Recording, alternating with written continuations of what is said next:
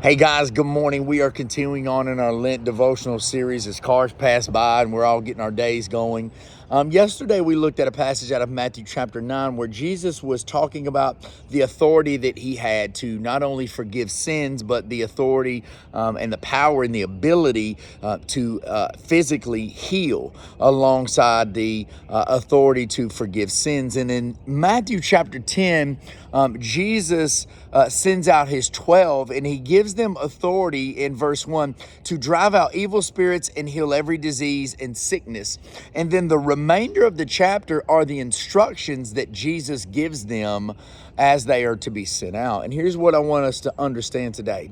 Authority in the spirit is a fantastic thing, but authority has always got to be coupled with instructions, okay?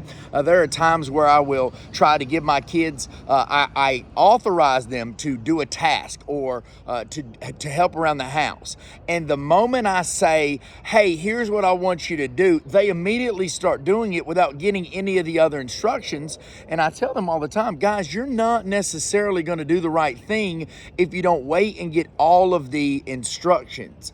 And so I've authorized them to do the deed, but they need to wait for the instructions. And Jesus gives us the instructions. He gives his disciples the instructions on how to operate in his authority. And so I recommend that you take time to read through the chapter, but don't just run off as soon as you get the first word of authority. We need to make sure we understand that walking in authority also involves walking in the instruction of the Lord. And if you're not in the Word, you don't necessarily know the instructions. So the next time the Lord just says, hey, I want you to do this, don't just take off running. Sit and let it settle and say, okay, God, show me the instructions on exactly how you want me to accomplish this task.